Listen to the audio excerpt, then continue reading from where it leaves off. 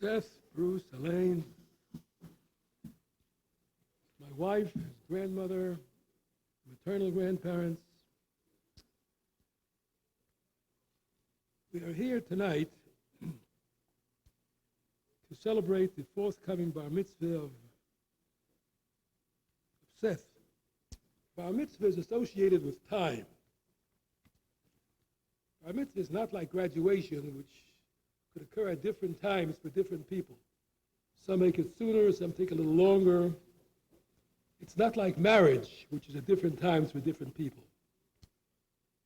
Bar mitzvah is the same for everybody. After 13 years, a boy becomes bar mitzvah. It's rooted in time. Time is holy. This Shabbos, we shall read the Parshas HaChodesh. Parshas HaChodesh says, Rashi says that this should be the beginning of the Torah. HaChodesh hazeh lachem rosh chodoshim. This month for you is the beginning of all months. The first mitzvah of the Torah is a mitzvah of time. The first mitzvah of the Torah is a mitzvah of the Luach.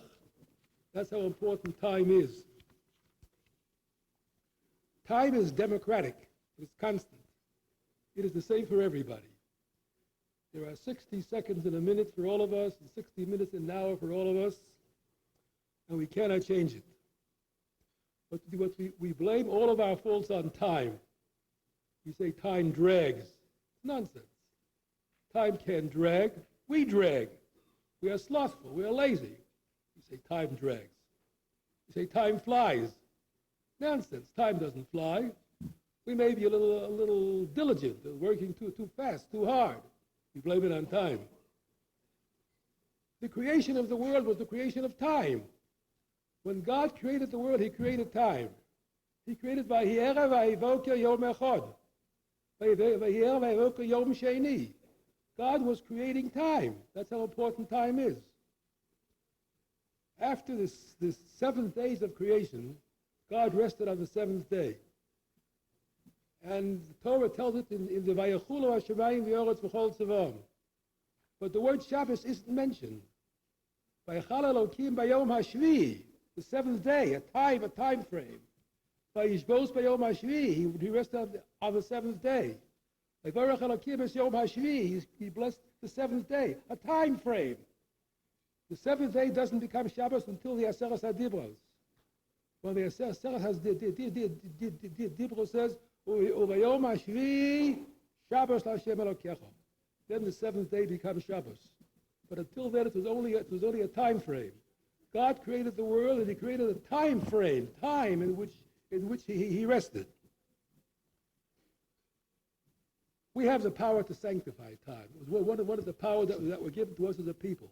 We can be Mekadesh time. The Bezdin can be Mekadesh time. They are Mekadesh each Chodesh. And we also are Mekadesh time. Mekadesh Yisrael v'Hazmanim.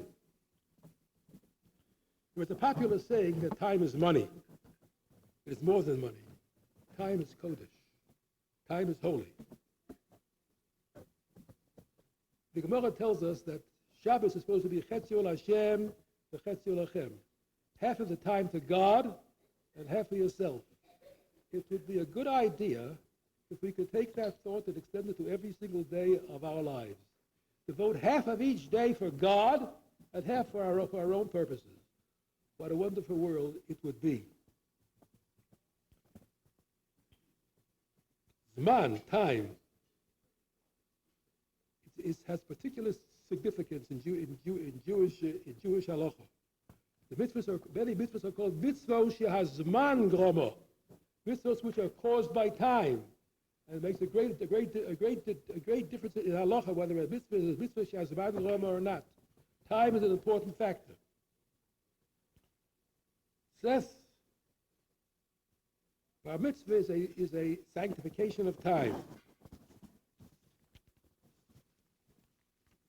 You accept upon yourself the old mitzvahs, the yoke of mitzvahs.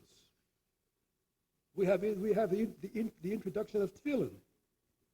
Tefillin are the second most important mitzvah, the second most important factor or object in the Torah. The most holiest object is the Sefer Torah. The second is tefillin.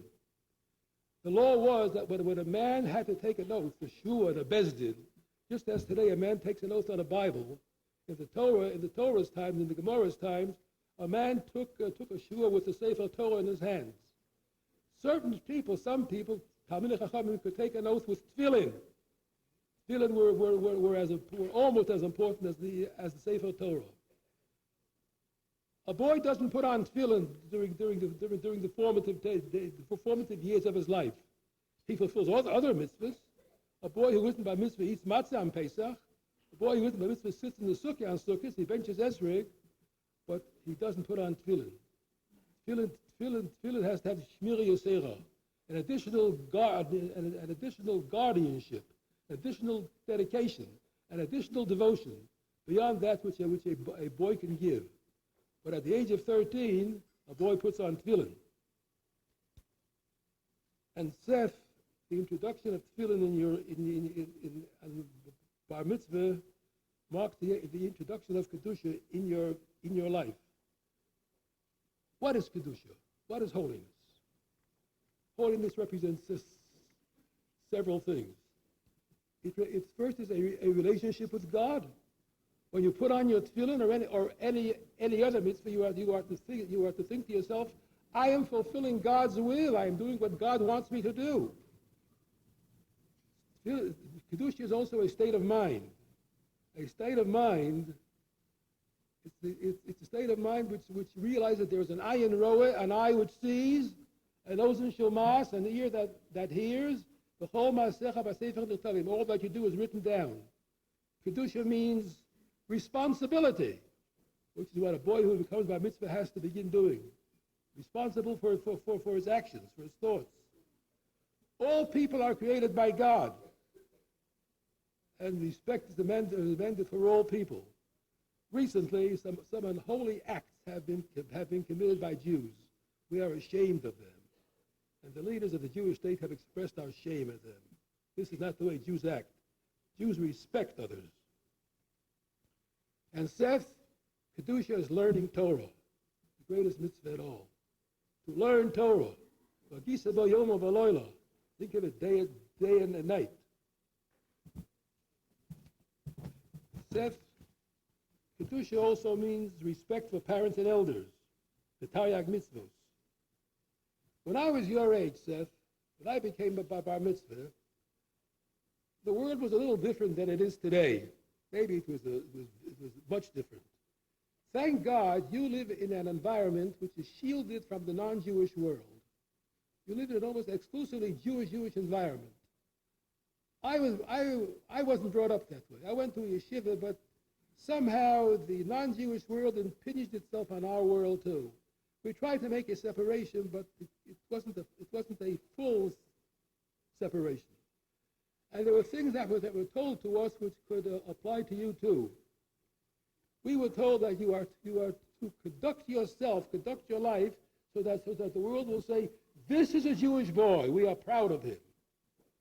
You are to conduct your life in politeness, in self-respect, and in respect for others. Your attitude is to be proper. Your speech is to be that of a Talmid Chacham. So that people will say, Ashrei Yoladato, happy are those who gave birth to him, happy are those who bore him, happy are those who reared him.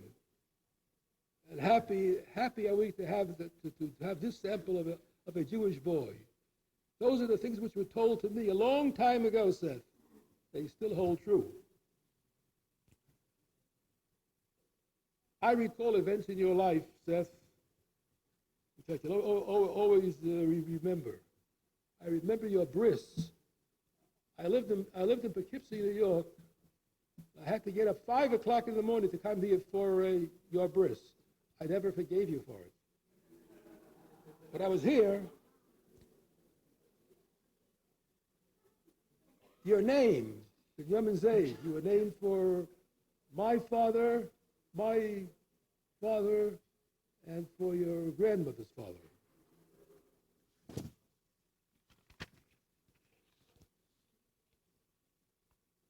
It was my zchus to accompany you and your father to buy your tefillin and to see you don them for the first time in your life. and we are here to celebrate your bar mitzvah. May we all see your chuppah in due time. Seth, will you come forward? Seth, I want to extend to you birchas horim umorim. Yisimcha Elohim kefraim v'chim nashir. May God make you like Ephraim and Menashe.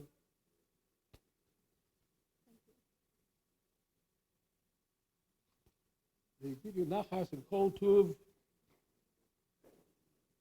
May your parents and your grandparents, and your parents from your mother's side, see great nachas from you. May you grow to be a Ben Torah. May you grow to be a Talmud Chacham. May you be one of whom people will say, this is a Jewish boy. This is what a Jewish boy is supposed to be like. God bless you and God keep you. May you grow in stature and wisdom, in Yiras Shamayim and in Kol Tuv. God bless you again.